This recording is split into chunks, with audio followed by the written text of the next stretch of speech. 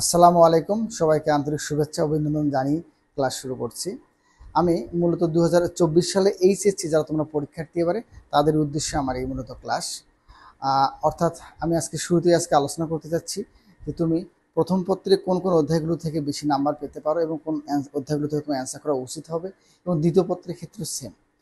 আর তোমরা যারা ইতিমধ্যেই 7টি অধ্যায় শেষ করেছো, তারপরও তোমাদের উচিত হবে যে কোন কোন চ্যাপ্টার থেকে তুমি প্রশ্ন অ্যান্সার করতে চাচ্ছ সেগুলো আগে থেকেই মানসিক প্রস্তুতি নিয়ে যদি তুমি ক্লাসরুমে অথবা পরীক্ষার কক্ষে প্রবেশ করো, সেক্ষেত্রে তোমার জন্য একটু ভালো সুবিধা পাওয়া যেতে পারে।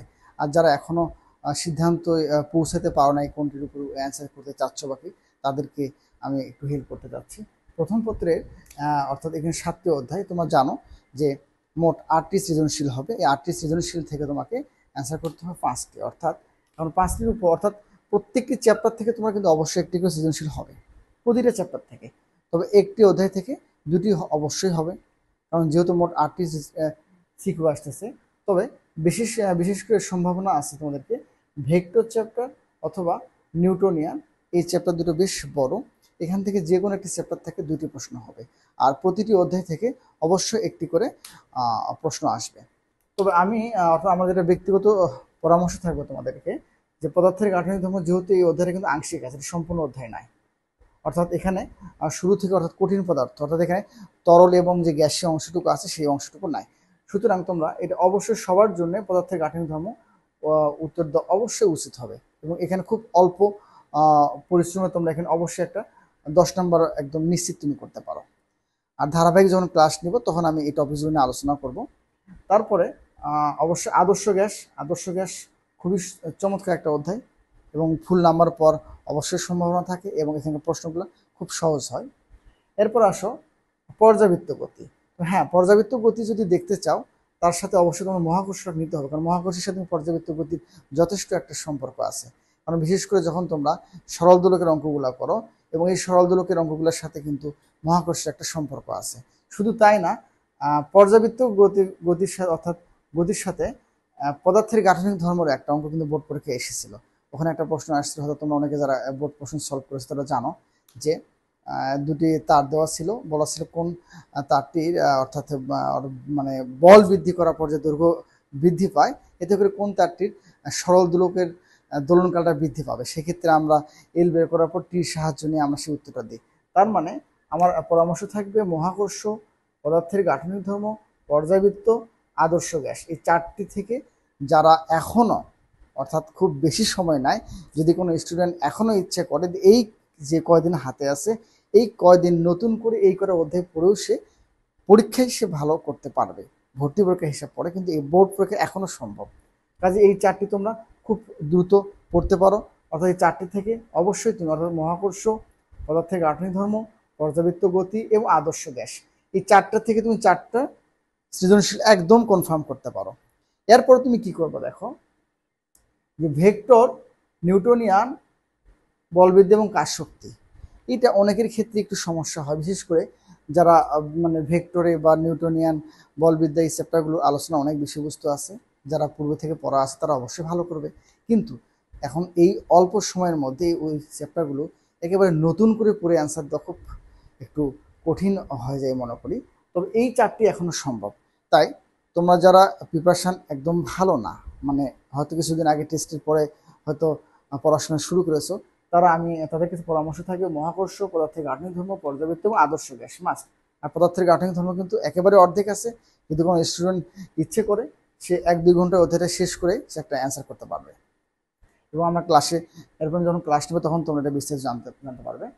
এরপর আসো, তাহলে তুমি এই 4টি অধ্যায় থেকে 4টি কনফার্ম করলে, আর আমার পরামর্শ থাকবে হয়তো ভেক্টর, কাজ শক্তি, নিউটনিয়ান, এই 3টি অধ্যায়ের মধ্যে যে কোনো একটা। তো ভেক্টরটা সহজ আছে, ভেক্টর থেকে 2টি প্রশ্ন আসতে পারে, কারণ ভেক্টরের মধ্যে বেশ কটা পার্ট আছে, সে পার্টগুলো আমি ক্লাসে বলবো।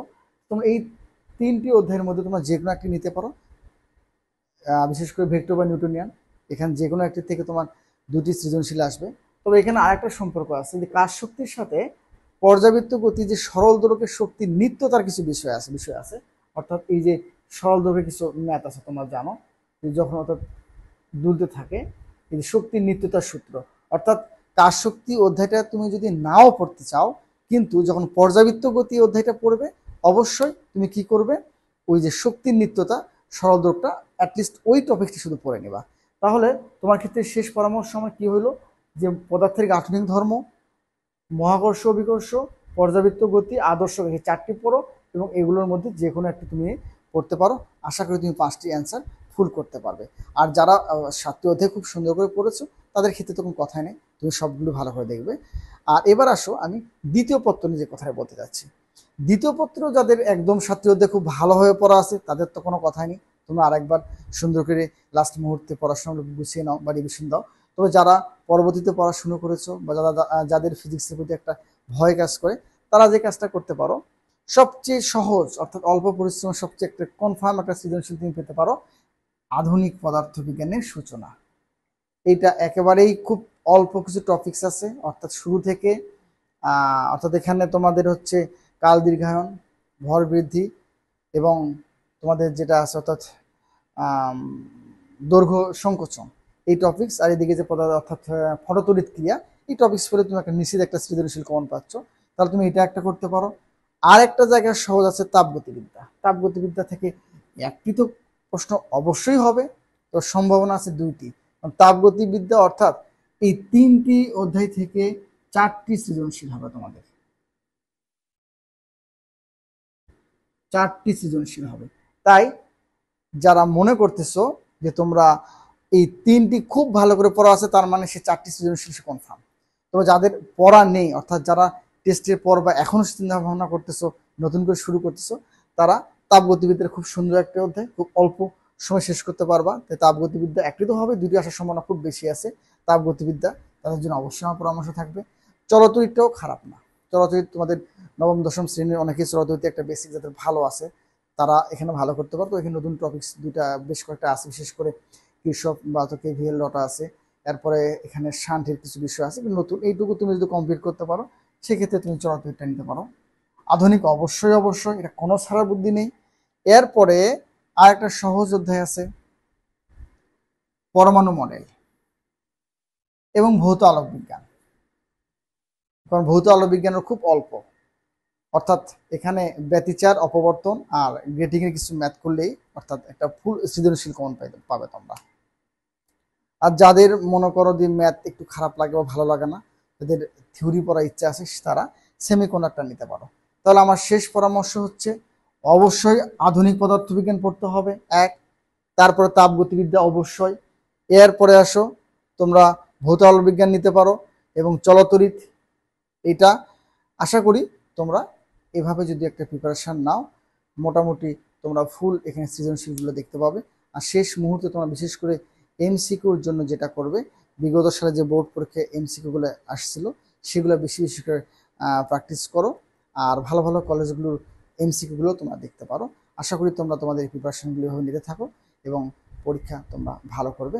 আর এখন থেকে যেহেতু আমি অধ্যায়ভিত্তিক অর্থাৎ ক্লাসগুলো নেব, সেই ক্লাসগুলো তোমরা দেখো এবং সেই ক্লাসগুলো তোমাদের পরীক্ষায় ভালো নাম্বার পেতে যথেষ্ট সাহায্য করবে আশা করি। সবাইকে ধন্যবাদ। আল্লাহ হাফেজ।